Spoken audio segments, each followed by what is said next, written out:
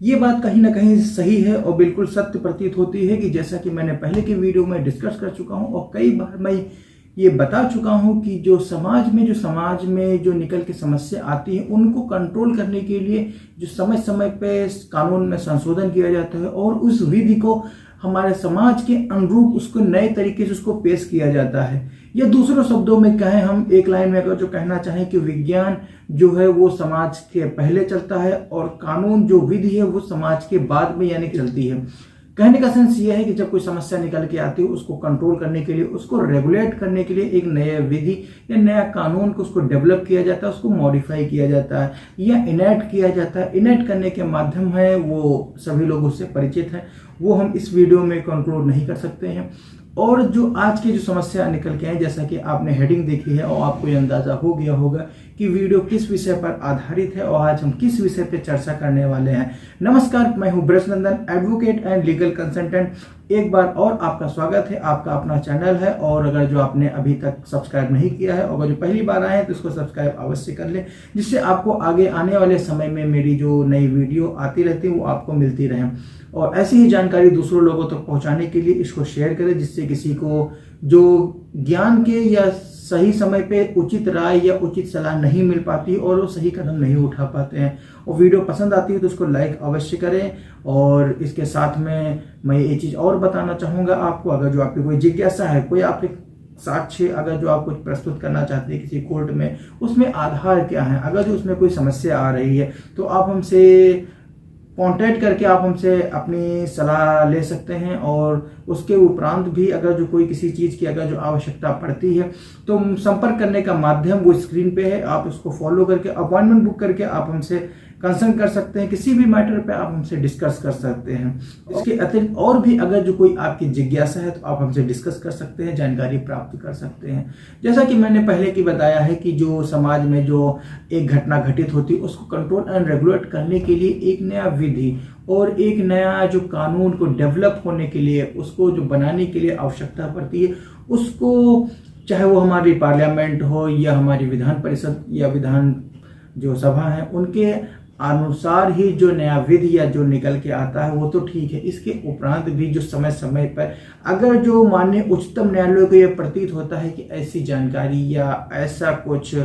Fact या तथ्य अब हमारे समाज में लागू हो जाना चाहिए, क्योंकि ऐसी जब समस्याएं बहुत ज़्यादा उत्पन्न हो जाती हैं उनको कंट्रोल करने के लिए किसी न किसी को ध्यान अवश्य देना पड़ता है। ऐसा ही हाल ही में एक मामला आया और माननीय उच्च न्यायालय ने ये अवधारित किया है, इलाहाबाद उच्च न्यायालय ने ये बताया है कि अगर जो इस तरीके के जो घरेलू हिंसा से जुड़े हुए जो वाद हैं, जो उनके जो केसेस हैं वो दिन ब दिन बढ़ते जा रहे हैं, इसके पीछे कारण क्या है, तो इसके कंट्रोल करने के लिए और इसको रेगुलेट करने के लिए माननीय उच्च न्यायालय ने सरकार को ये सुझाव दिया है कि इस पे आप कुछ तरीके से नई रूपरेखा बना के उसको लागू करें। यह इसके अतिरिक्त और भी बनाया हुआ है कि अगर जो कोई इस तरीके के जो दहेज की लेन देन की बात आती है और ये विचारण न्यायालय के दौरान विचारण के तथ्य को अवधारित करते हुए ये चीज़ नहीं पता हो पाता है या उसमें जजेस को फैसला देने में ये दिक्कत आती है कि क्या उपहार या सामान जो शादी में दिए गए थे वो दहेज की श्रेणी में आएंगे या उपहार की श्रेणी में आएंगे।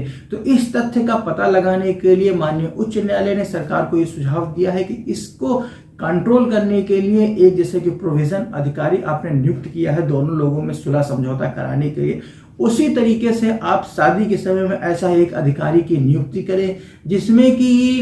पत्नी और पति की दोनों की तरफ से एक एक सूची जारी की जाएगी कि किसकी तरफ से कितने उपहार आए हैं और किसकी तरफ से कितने जो अगर नगद धनराशि दी गई है और क्या दी गई, क्योंकि बाद में शादी होने के उपरांत 1 दिन या 2 दिन बीतते हैं, उसके उपरांत जो पत्नी है वो पति के रिश्तेदारों पे और पति पे ये एलिगेशन लगा देती है कि मुझको कई दिनों से मारा है, पीटा है और मुझको तरह तरह से यातनाएं देती हैं, मुझको जान से मारने के लिए प्रेरित किया है और मुझको खाना नहीं देते हैं और मेरे ऊपर मिट्टी का तेल डाल दिया है, यहाँ तक कि अपनी मिट्टी का तेल उसको पिला दिया गया है। तो ये सारे तथ्य, ये सारे फैक्ट को वो बाद में तोड़ मरोड़ के जिस तरीके से पेश करती हैं वो ना पेश कर सकें। तो इसके लिए माननीय उच्च न्यायालय ने जो सुझाव दिया है तो इसके लिए आप ये कर सकते हैं माननीय सरकार को कि ये आप इसमें लागू कराइए और साथ में दोनों पक्षों की ओर से जो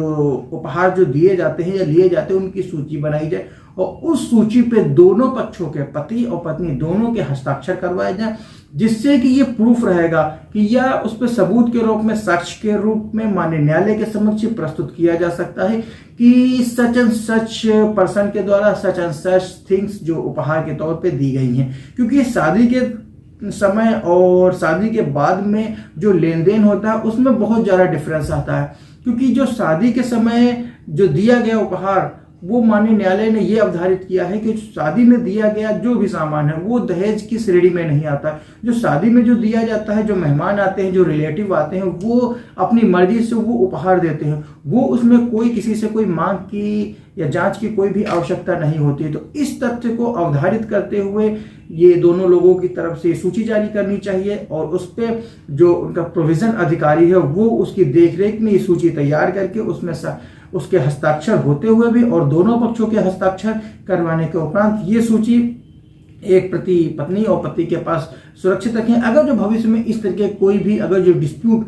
दोनों में अराइज होता है तो वैसी उस स्थिति में ये जो सूची है ये बहुत बड़ी उसमें कामयाबी हासिल करेगी, बहुत ज़्यादा सहयोग हासिल करेगी। तो इस तथ्य को बताते हुए माननीय जो उच्च न्यायालय है उसने ये सरकार को सुझाव दिया कि इस तरीके की जो कार्यवाही है आप उसको अमल में लाएं और इसको लागू कराएं, जिससे कि हम लोगों को जो निर्णय देने में, जो जजेस को जो निर्णय देने में वो कठिनाई का सामना न करना पड़ सके। क्योंकि ये तब स्पष्ट रूप से किया जा सका कि ये उपहार शादी के पहले दिए गए थे और इसके अतिरिक्त अब क्या मांग की जा रही है, क्या नहीं मांग की जा रही, ये शादी के बाद की जाती है। क्योंकि जब ये तथ्य पत्नी के द्वारा जब पेश किए जाते हैं तो वो जो उपहार हैं और वो जो किसी मेहमान या रिलेटिव के द्वारा जो भी उपहार दिए गए होंगे तो वो जब शादी के बाद जब डिस्प्यूट अराइज होता है तो वो उसमें ये एलिगेशन लगाती है कि मेरे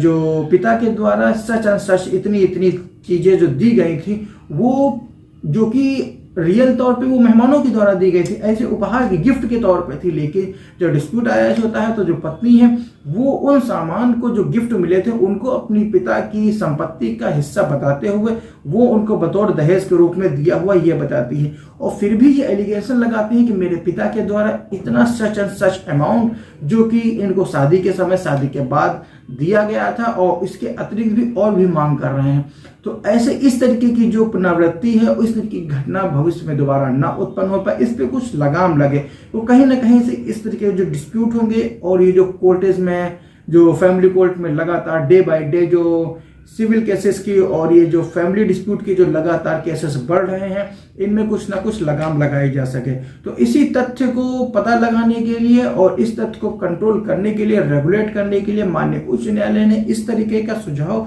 माननीय सरकार को दिया है कि इस तरीके के जो अगर जो संभव हो सके इसमें एक रूपरेखा बनाइए, उस रूपरेखा को लागू करने का प्रयास करिए। ये तो हुई लॉ की बात जो कि अभी इस माननीय उच्च न्यायालय ने अवधारित किया है कि सच एंड सच सूची अगर जो आपके द्वारा बनाई जा रही है और इसको किस तरीके से आप लागू कर सकते हैं। तो इसका तथ्य ये है क्योंकि सभी को मालूम भी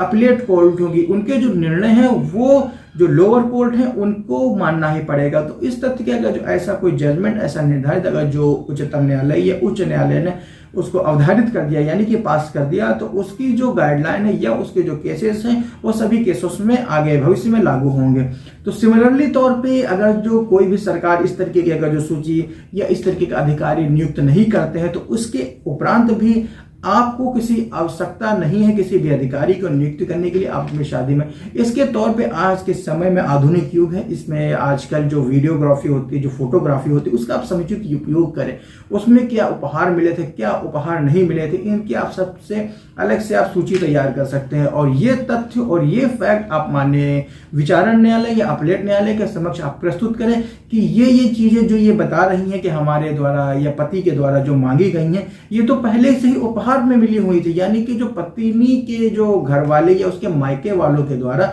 जो दी गई थी बतौर उपहार, ये वो चीजें हैं जिनको अब वो दहेज के रूप में पेश कर रही हैं। तो इस तथ्य को पता लगाने के लिए, इस तरह को अवधारित करने के लिए जो एक समय सीमा जो निर्धारित की गई थी वो इस प्रकार है। और इसके उपरांत अगर जो कोई भी तथ्य अगर इस तरीके की ये नहीं भी अगर जो कोई लागू हो पाते हैं तो आपके पास अवेलेबल रहेगा, क्योंकि अभी तक जैसा कि अभी 15-20 सालों के अगर जो पास्ट में हम जाके देखें तब से ये फोटोग्राफी और वीडियोग्राफी का चलन शादियों में बहुत ज़्यादा हुआ है।